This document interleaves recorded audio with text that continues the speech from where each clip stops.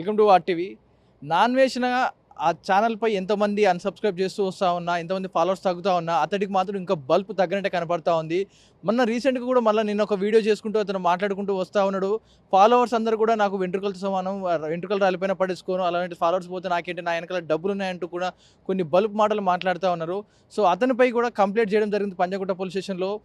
ఎన్నిసార్లు అతన్ని అరెస్ట్ చేయాలి, హైదరాబాద్ తీసుకొచ్చి అతన్ని కస్టడీలోకి తీసుకోవాలంటూ కూడా పలుమార్లు పోలీస్ స్టేషన్లో కంప్లైంట్ చేయడం జరిగింది. సో దీని గురించి మనతో పాటు మాట్లాడడానికి high court advocate Krishnakanth and AP BJP leader మనతో పాటు ఉన్నారు.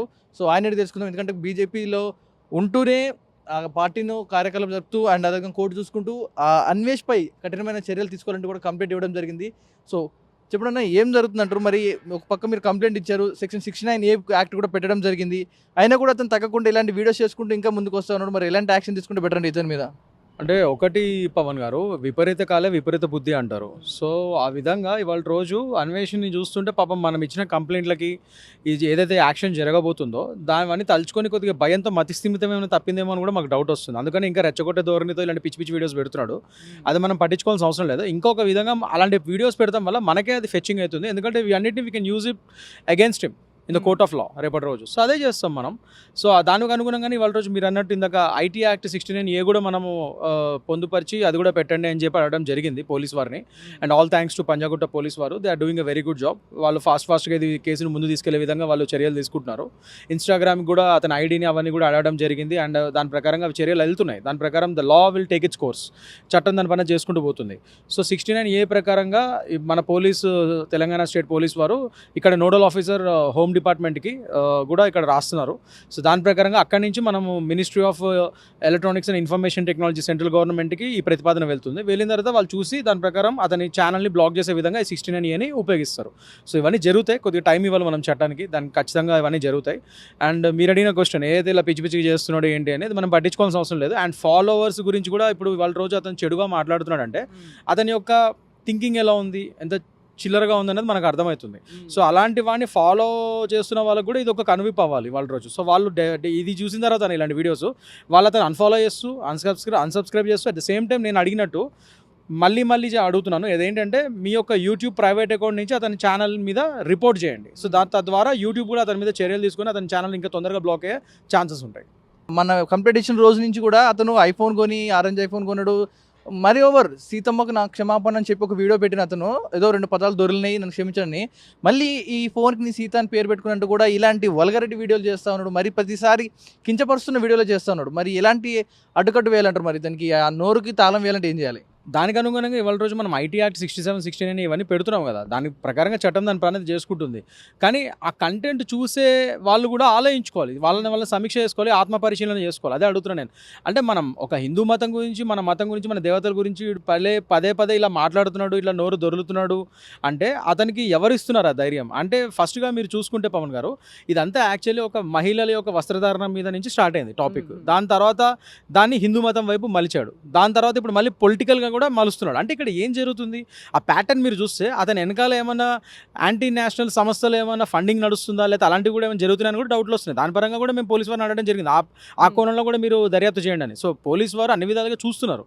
అందుకే వాళ్ళ రోజు మీరు చూసుకుంటే మా ఆంధ్రప్రదేశ్లో కానీ విశాఖపట్నంలో అక్కడ కూడా అతని మీద కేసులు నమోదు చేయడం జరిగింది, చేస్తున్నారు వాళ్ళు. తెలంగాణలో కూడా అవుతున్నాయి. సో అన్ని చోట్ల తెలుగు రాష్ట్రాలు 2 చోట్ల హిందూ మనోభావాలను దెబ్బతీసాడు కాబట్టి అందరూ దానికి ఫీల్ అయ్యి ఇవాళ రోజు అతని మీద కంటిన్యూస్గా ఎఫ్ఐఆర్లు నమోదు చేయడం జరుగుతుంది. సో ఈ పరంగా అతని మీద ప్రెషర్ కూడా పెరుగుతుంది కాబట్టి అతను ఇలాంటి పిచ్చి వీడియోలు ఇంకెక్కువ చేయడం మొదలెట్టాడు. సో నేను చెప్పినట్టు విపరీత కాలే విపరీత బుద్ధి. సో తొందరలో అతని ఛానల్ బ్లాక్ అవటమో లేదా ఏదో ఒకటి అవుతుంది. సో దానికి అనుగుణంగానే ఆయనకు తెలిసింది కాబట్టి, ఆయన తప్పు ఏంటో ఆయనకు తెలుసు కాబట్టి క్లియర్గా, సో దాన్ని జస్టిఫై చేసుకోవడానికి ఇలా పిచ్చి పనులను చేస్తున్నాడు. అది మనం పట్టించుకోవాల్సిన అవసరం లేదు. ఫాలోవర్స్కి మాత్రం నేను చెప్పేది అదే, మళ్ళీ అతను మిమ్మల్ని ఒక వెంట్రుకతో సమానం అది ఇదని పిచ్చి మాటలు మాట్లాడినట్టు తెలుస్తుంది ఆ వీడియోస్లో. సో మీరు ఇప్పటికైనా కన్విప్ అయ్యి అతన్ని అన్సబ్స్క్రైబ్ చేయడంతో పాటు అతని ఛానల్ రిపోర్ట్ కూడా చేయండి యూట్యూబ్లో అని చెప్పి నేను మళ్ళీ కోరుతున్నాను. ఓవర్ అతనికి హైదరాబాద్ నుంచి ఏమైనా సపోర్ట్ ఉంది? ఇక్కడ ఉన్న కొంతమంది వ్యక్తులు కావచ్చు, పోలీసులు కానీ, లా అండ్ ఆర్డర్ కానీ, అడ్వకేట్స్ కానీ, ఎవరైనా అతనికి నుంచి సపోర్ట్ ఇస్తూ ఉన్నారు? ఇక్కడ నుంచి అక్కడ ఇన్ఫర్మేషన్ పాస్ చేయడం కానీ, అతనికి మద్దతు ఇచ్చే వాళ్ళు ఉన్నారంటారు ఇక్కడ?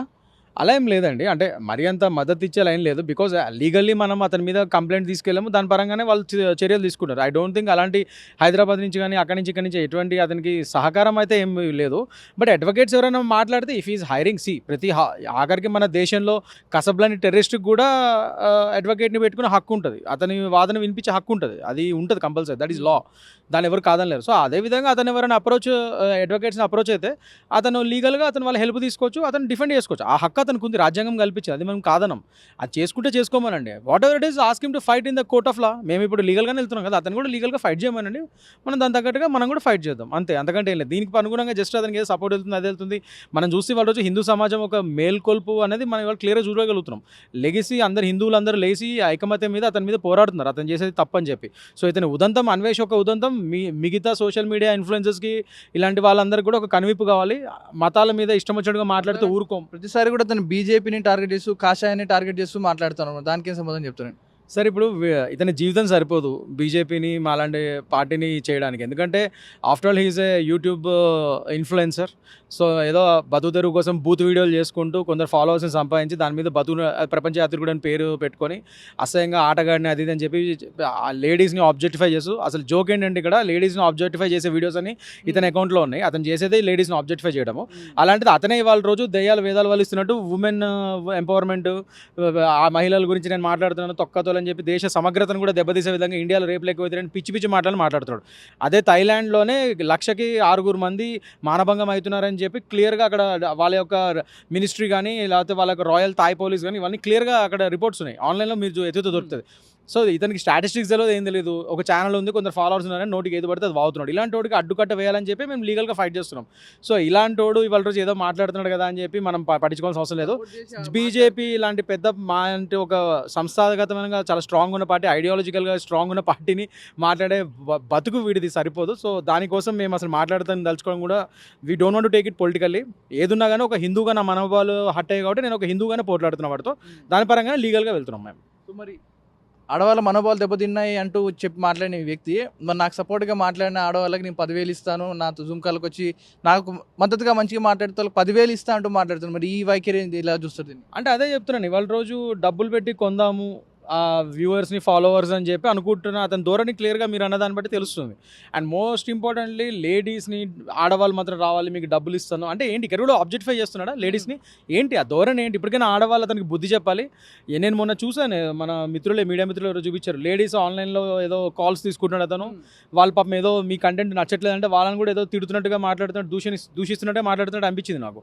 So what ever it is ఆయన అక్కడే మనకు తెలుస్తుంది. ఆయన అసలు లేడీస్కి రెస్పెక్ట్ ఇవ్వడం కూడా రాని అతను లేడీస్ గురించి మళ్ళీ ఇది అదని మాట్లాడి అదేదో దయ్యాలు వేదాలు వాళ్ళు ఇస్తున్నట్టు చేస్తున్నాడు. సో ఇప్పటికైనా లేడీస్ ఆడవాళ్ళకు కూడా నా రిక్వెస్ట్ అమ్మ, మీరు దయచేసి ఇలాంటి వాళ్ళకి బుద్ధి చెప్పండి.